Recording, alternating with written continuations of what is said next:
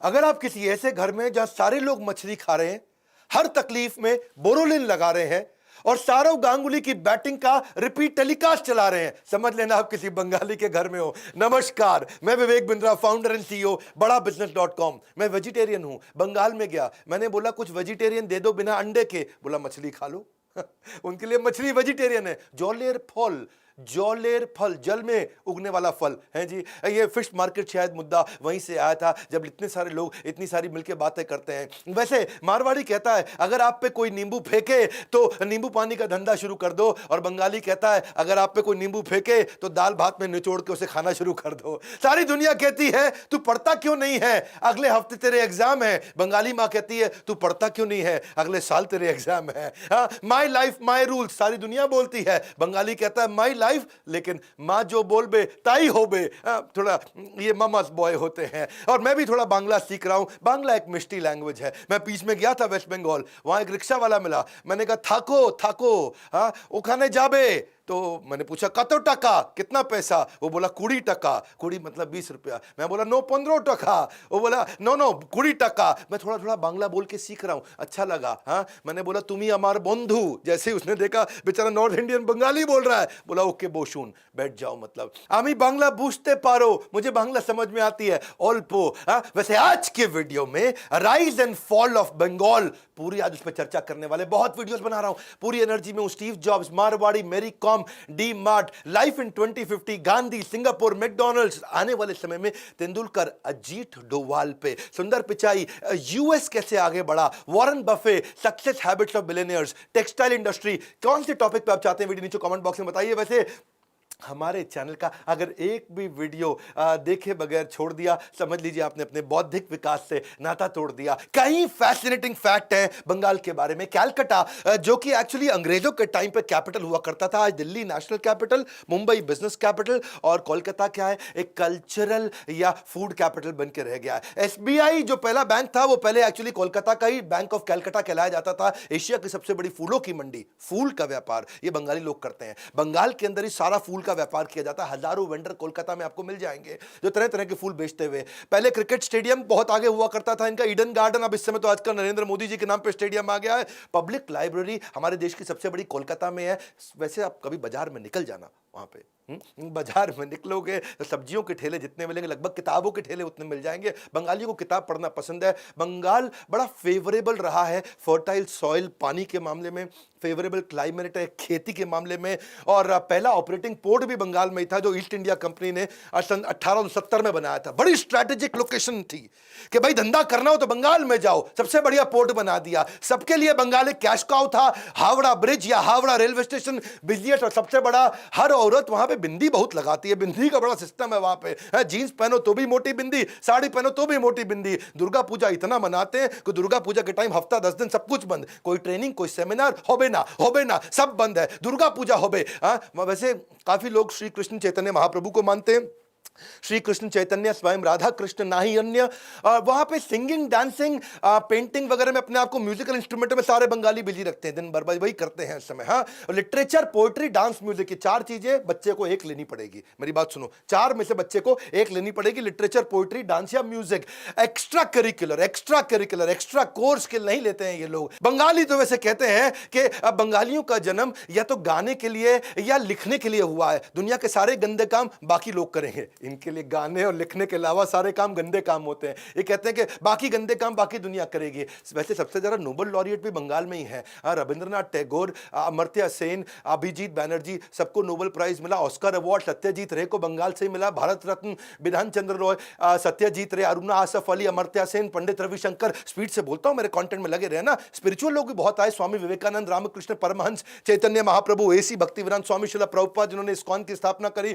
चैतन्य महाप्रभु ने गौड़िया वैष्णविज्म दिया है, इसको गौड़ देश भी बोला करते थे। गौड़िया बहुत बड़ा हिस्सा है नमोद्वीप, वहां पे चैतन्य महाप्रभु ने वहां पे एक्सटेसी ऑफ चैंटिंग हरे कृष्ण महामंत्र दिया। हरे कृष्ण महामंत्र गाते हुए आनंद में जीना, हरे कृष्णा, ये हरे को भी हरे बोलते हैं। सारे म्यूजिशियन भी बहुत आए वहां पे भैया, R D Burman, H D Burman, Kumar Sanu, Shaan, Shreya Ghoshal, Arijit Singh, Bappi Lahiri. लेकिन सब आए, एंटरप्रेन्योर नहीं आए। लगभग एंटरप्रेन्योर ना के बराबर है। बड़े लेजी लोग होते हैं बंगाली। उनके साथ compete करना बड़ा आसान है क्योंकि वो ज़्यादा कुछ करेंगे ही नहीं। सारे दिन में दुकानें बंद देखोगे आप, कोई दुकान दिन में चलती नहीं है। वो सेटिस्फाइड है, जितना पैसा कमा लिया बहुत है, बिजनेस आवर्स में जो कमा लिया वो बहुत है, उसके आगे कोई काम नहीं करेंगे। थोड़े आर्ग्यूमेंटेटिव होते हैं, टॉकेटिव, लाउड माउथेड होते हैं, डॉगमैटिक होते हैं। उनको कोई चुटकुला पसंद नहीं, हंसते हंसाते, ज़्यादा हंसते खेलते नहीं, नॉर्थ इंडियन जैसे हर बात पर चुटकुला करते हैं। आप कभी बंगाली स्टैंड अप कॉमेडियन कम ही मिलेंगे, इंटेलेक्चुअली थोड़े एरोगेंट होते हैं। बंगाली लड़कियां वैसे बड़ी वोकल होती हैं सोशल चैलेंजेस के मामले में। ये लोग जब डिस्कशंस करते हैं, डिसएग्रीमेंट भी अलाउ करते हैं, भैया कोई दिक्कत नहीं है, डिबेट इनको बहुत पसंद है। सालों साल से बंगाल में बहुत डिबेट हुआ करती थी। पर फिर मैंने बताया ये यही सब करते हैं, बातें करना इनको पसंद है, काम धंधे में ज़्यादा फोकस इनका नहीं है। आइडियल बातें करा लो, बैठ के खूब बातें करा लो, अपने ऑफिस में लेट आएंगे, जल्दी चले जाएंगे, दोपहर को बंद कर देंगे। कहते हैं कि अगर 10 बंगाली इकट्ठे बैठे हो तो उन पर 11 ओपिनियन निकल करके आ जाएंगे। कहते हैं अगर 2 बंगाली इकट्ठे हो तो मतलब एक पॉलिटिकल पार्टी, नई पॉलिटिकल पार्टी, और 3 बंगाली इकट्ठे हो तो 2 पॉलिटिकल पार्टी है। बंगाली का चक्कर क्या है, वो इंडिविजुअल कंट्रीब्यूटर अच्छा है, इंडिविजुअली अच्छा कर लेगा, आर्टिस्टिक होगा, पॉलिटिकली इंक्लाइंड होगा। वो क्या कहते हैं, जैसे गोपाल कृष्ण गोखले भी कहा करते थे कि जो बंगाल आज सोचता है वो भारत कल सोचेगा।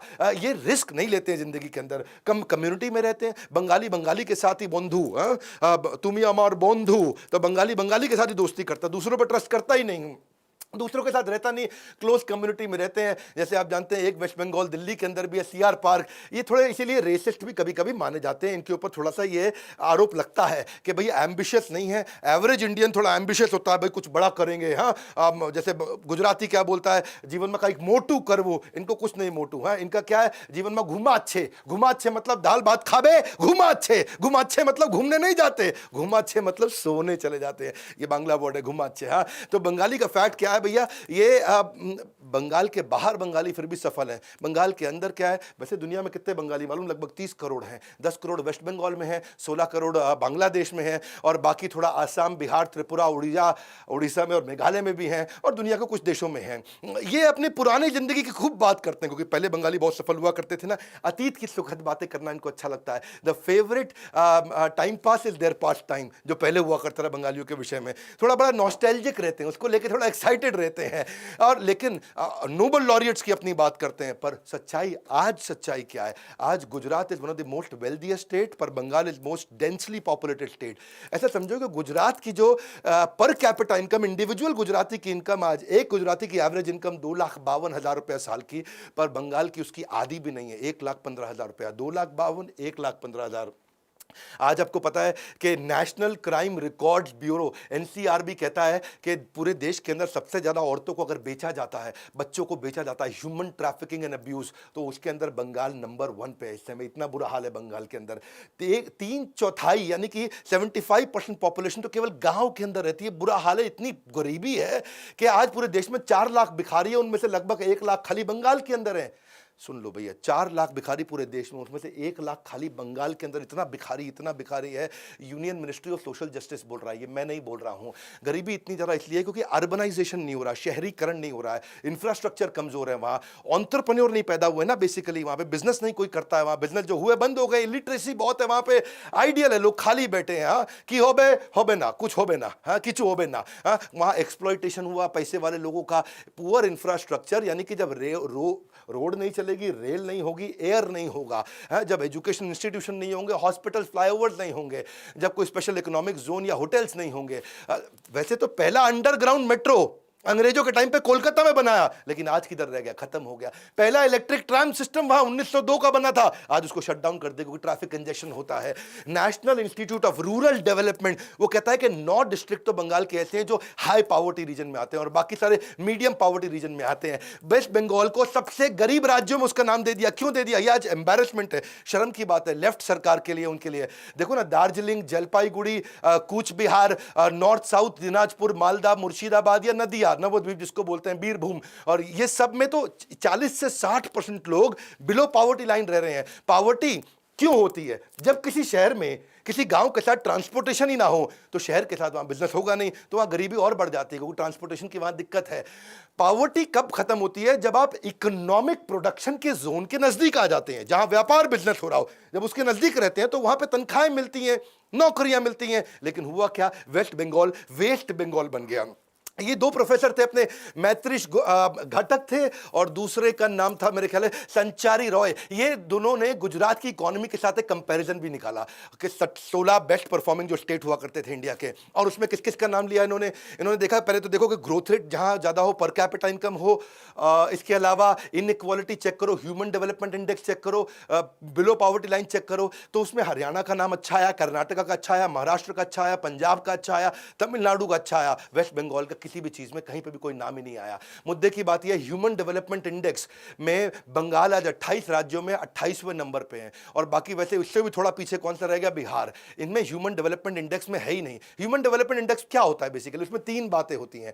एक क्या होता है, उसके अंदर आपका एजुकेशन होता है, दूसरा हेल्थ होता है, और तीसरा पर कैपिटा इनकम। इन तीनों के मामले में इस समय बंगाल सबसे पिछड़े हुए राज्यों में है। फिस्कल डेफिसिट क्या है, डॉलर का आना और डॉलर का जाना। बंगाल के अंदर डॉलर आता ही नहीं है, क्योंकि वहां कोई एक्सपोर्टर ही नहीं बैठे हैं। जब एक्सपोर्ट करोगे तो डॉलर आएगा तो राज्य मजबूत बनेगा। फिस्कल डेफिसिट में बंगाल सबसे पीछे है। बंगाल आज इसकी बात नहीं करता है। आज इकोनॉमिक डीके जो हुआ है, इंडस्ट्रीज बर्बाद हुई हैं, पॉलिटिकल वायलेंस हमेशा होता है, लैक ऑफ जॉब्स जो है, इसके बारे में बंगाल बात नहीं करता है। क्योंकि कोलकाता वैसे पहला ऐसा शहर था जहां पे आईटी हब की बात की गई थी, लेकिन उस समय के जो मुख्यमंत्री थे ज्योति बासु, उन्होंने क्या बोला, भैया अगर कंप्यूटर आ गया तो सबकी नौकरी चली जाएगी, सबकी नौकरी चली जाएगी। अरे भाई, कंप्यूटर आता है तो नई प्रकार की नौकरी आती है, नौकरी जाती नहीं। 1980 में सोचते थे कंप्यूटर आ जाएगा सब खत्म हो जाएगा, आज कंप्यूटर आ गया, नई प्रकार की नौकरी आ गई। लेकिन हुआ क्या, कोलकाता ने, वेस्ट बंगाल ने वो आईटी हब की अपॉर्चुनिटी को मिस किया, बैंगलोर ने पकड़ लिया, और आज असर देख लो। आज बंगाल से आज जब बैंगलोर में 100 नौकरियां आती हैं तो 100 में से 30 लोग कोलकाता से आते हैं उस जॉब को अप्लाई करने के लिए। अगर ज्योति बासु ने उस समय ले लिया रहता, बात बड़ी सिंपल है कि बंगाली प्राइड इस सब के चक्कर में जो उनके एडमिनिस्ट्रेटिव फेलियर है, उन सबको इग्नोर कर दिया गया। इनके लिए पैसा इंपॉर्टेंट नहीं है, बंगाली के लिए कोई पैशन नहीं है बिजनेस का। आज 64 साल की उम्र में मुकेश अंबानी नई नई स्ट्रैटेजी बना रहे हैं ग्रोथ की, और बंगाली क्या कह रहा है, घुमा अच्छे मतलब मैं सोने जा रहा हूं। इकोनॉमिक्स का सेंस नहीं है ना। अब ये सब हुआ क्यों, इसके पूरे इतिहास को समझते हैं क्विकली। जब मेरे साथ बैठे हैं तो in depth case study high speed पे सुपर डेटा के साथ बहुत जल्दी मिलेगा। इतिहास क्या है, आप बंगाल जो है ना वो लीड किया करता था मैन्युफैक्चरिंग में, बिजनेसेस में, इंडिपेंडेंस से पहले। इंडिपेंडेंस जब हुआ उस समय में भी वो इंडस्ट्रियल पावर हाउस था पोस्ट इंडिपेंडेंस। 1940 में अगर पूरे देश में सबसे ज्यादा नौकरियां थी तो वो बंगाल में हुआ करती थी। लेकिन इंडिपेंडेंस के बाद 5 जूट मिल हर साल बंद होने लगी। 1960 तक भी काफी एम्प्लॉयमेंट थी, लेकिन जैसे जैसे सीपीएम लेफ्ट की सरकार आई, आप इंडस्ट्री खत्म होने लगी, लेबर अनरेस्ट बढ़ गया, लेबर के झगड़े बहुत ज्यादा बढ़ गए। 1965 से 1970 के बीच में सारी नौकरियां खत्म होने लगी, क्योंकि सारे बिजनेसेस वहां लेबर के कारण परेशान। लेबर का क्या मुद्दा है वहां पे, भाई तुम और हम सब बराबर, लेबर ही सब कुछ है। और उस चक्कर में बिजनेसेस पे किसी ने ध्यान ही नहीं दिया, और एक साल बीच में क्रॉप का फेलियर आ गया, सूखा वूखा पड़ गया, इन्फ्लेशन हो गया, तब हालत खराब हो गई। 56,000 फैक्ट्रियां इकट्ठे 1970 के बाद बंद हुई वहां पे। और वो होते ही आप ये समझिए इसके कारण क्या था, कारण बड़ा सिंपल है, सोशलिस्ट पॉलिसी थी, बिल्कुल हम सब बराबर हैं, स्ट्राइक्स थी, हम सब बराबर है तो स्ट्राइक कर दो, और इनफ्लेक्सिबल लेबर लॉ, लेबर के बारे में सब कुछ सोचना, बिजनेस के बारे में सोचना नहीं। तो पहले उसके बाद फूड राइट्स भी हुए, और फिर नक्सलवाद आता चला गया। लाइसेंसेस बंगाल को कम मिले, महाराष्ट्र को ज्यादा लाइसेंस मिले। 1977 में आदित्य बिरला की जो स्टोरी है उसने मेरे दिल को थोड़ा हिला दिया। द आदित्य बिरला की बात कर रहा हूं, द आदित्य बिरला, 1960-70s की बात कर रहा हूं। आदित्य बिरला के बारे क्यों बोलते थे, बिरला के बारे में क्या कहते थे वहाँ बंगाली लोग, कहते थे ये पैसे वाला है क्योंकि हम गरीब हैं, हम गरीब इसलिए हैं क्योंकि ये पैसे वाला है। उन्होंने आदित्य बिरला को एक्चुअली क्या किया, जनरल पोस्ट ऑफिस और आरबीआई के बीच में उनको सड़क पे उनकी गाड़ी को रोका, उनको गाड़ी से बाहर निकाला आदित्य बिरला को। दी आदित्य बिरला की बात कर रहा हूँ। बाहर निकाल के उनके कपड़े फाड़े, उनकी कमीज फाड़ी, लोग हंसने लगे उनके ऊपर, उनकी पतलून भी फाड़ दी, पूरे कपड़े फाड़ के उनको कच्छे में, उनको अंडरगारमेंट्स में छोड़ दिया, और उनको बोला कि अब तुम इस समय इन 15 इंडिया एक्सचेंज प्लेस तक तुम पैदल चल के जाओगे। सारे बंगाली वहां जोर जोर से हंस रहे थे। और हुआ क्या, वो नंगे उस समय अंडरगारमेंट्स में आदित्य बिरला पैदल चलते गए, और पैदल चले, लोगों ने खूब मजाक उड़ाया। कुछ नहीं, वो घर पहुंचे, वहां से घर गए, अपने कपड़े पहने, गाड़ी लिया, फ्लाइट लिया, मुंबई चले गए। उस दिन के बाद कभी बंगाल वापस नहीं लौटे। वो उनका आखिरी दिन था बंगाल में। अपने सारा पैसा, अपने सारे ऑफिस वहां से मुंबई शिफ्ट कर दी है। मैं ये सारा हिस्ट्री बता रहा हूं, ये हुआ क्यों, बंगाल आज इस हालत पे क्यों पहुंचा। एक बहुत बड़ी इंजीनियरिंग कंपनी के वाइस चेयरमैन, वो भी उनकी कंपनी लिक्विडेट होने वाली थी, बर्बाद मतलब खत्म होने वाली थी, क्योंकि वर्कर्स काम नहीं कर रहे थे। तो वर्कर्स को समझा के लौटे तो उनकी गाड़ी में बम फोड़ दिया गया, वो भी वहां से उसके बाद निकले। ये सारी कहानियां देखने के बाद जो जेके ग्रुप है, जेके ग्रुप वहां से निकल आया। थापर इतने बड़े बिजनेसमैन हुआ करते थे, वो भी बंगाल छोड़ के निकल गए। अब तो जैसे झड़ी लग गई। उसके बाद तो फिर Dunlop, Philips, Brooke Bond, Hindustan Motors, Tata Motors, ये सब बंगाल छोड़ने लगे। क्योंकि बंगाल में हालत इतनी खराब थी। लक्ष्मीपत सिंघानिया ने कानपुर से आकर के कोलकाता में बिजनेस शुरू किया था, तो उनके यहां भी ऐसा हुआ। उनके मैनेजर को आके वर्कर्स ने जब पीटा, उनकी पावर सप्लाई बंद कर दी। उन्होंने बेसिकली एक एल्यूमिनियम कॉर्पोरेशन ऑफ इंडिया चालू किया था, उनकी वो कंपनी भी बिक गई। तो उनके पिता ने बोला कि बेटा हरिशंकर यहां से छोड़ो और दिल्ली जाओ, दिल्ली से फ्रेश चालू करो। ये बेसिकली हिस्ट्री है। 1990 आने लगा, अब तक पूरा सेंटीमेंट खत्म हो गया। अब क्या हुआ, सबसे लंबे समय से रहने वाले जो उनके सीएम थे ज्योति बासु, उनको समझ में आ गया कि बंगाल हाथ से निकलता जा रहा है, पूरा गरीबी में डूब चुका है बंगाल। अब तो भैया कुछ बिजनेस लाने पड़ेंगे, लिबरलाइजेशन का समय आ गया। वो दुनिया भर में ट्रैवल करने गए, आओ बंगाल में आओ बिजनेस करो, बंगाल में आओ बिजनेस करो। उनकी मानसिकता बदली, सीपीएम की मानसिकता बदली कि भैया बिजनेस तो लाने पड़ेंगे यहाँ पे। और जब वो गए और दुनिया में लोगों ने उनकी सुनी नहीं आए लोग बिजनेस के लिए वहां पे। एक्स फैक्ट्री आउटपुट के मामले में 91 में जब वो 6% थे, वो 2001 आते आते 3.9% रह गया। यानी कि इतना प्रयास करने के बावजूद और आधा हो गया। केवल 6% बिजनेसेस बंगालियों के थे, 94% बिजनेस बंगाल के बाहर के लोग आके बंगाल में कर रहे थे। छोटे छोटे जो बिजनेस हुआ करते थे। बंगाल जो एक समय में बिजनेस कैपिटल था, अब वो बीमारू राज्य बन चुका था। बहरहाल रतन टाटा सोचे कोई बात नहीं, 2006 में मैं आता हूं, मैं बंगाल के अंदर चालू करूंगा टाटा नैनो। उन्होंने अनाउंस कर दिया, 1 लाख रुपए में लटक किया गाड़ी, और उन्होंने सिंगूर के अंदर फैक्ट्री लगाने का प्लान किया। वर्ल्ड चीपेस्ट गाड़ी बनाऊंगा 1 लाख के अंदर, और उनका प्लान किया था 2008 तक इस गाड़ी को रोल आउट कर दूंगा। वेस्ट बंगाल एंटी इंडस्ट्री माना जाता था।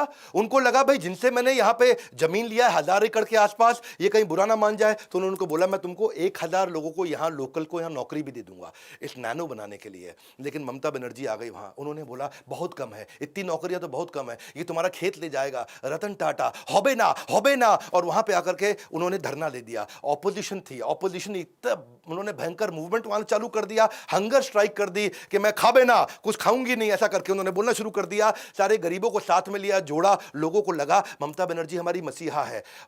हाँ ठीक है, मसीहा बनी उनके लिए, लेकिन रिजल्ट क्या हुआ, टाटा नैनो की फैक्ट्री वहां खत्म हो गई। टाटा नैनो पे ताला लग गया, और जैसे ताला लगा, रतन टाटा ने अनाउंस कर दिया कि ठीक है जी, सिंगूर के अंदर हम बिजनेस कर नहीं सकते क्योंकि इतना लंबा धरना प्रदर्शन हमारे खिलाफ चल रहा है। हम तो आके आप सबको नौकरियां देने वाले थे, ना बिजनेस करने वाले थे। जैसे ही ऐसा हुआ, हरियाणा ने बोला रतन टाटा जी को आप हमारे यहाँ आ जाओ, महाराष्ट्र ने बोला हमारे यहाँ आ जाओ। तभी उन्होंने जेब से मोबाइल निकाला, उनको एक SMS आया, और SMS पे लिखा था वेलकम टू गुजरात नरेंद्र मोदी।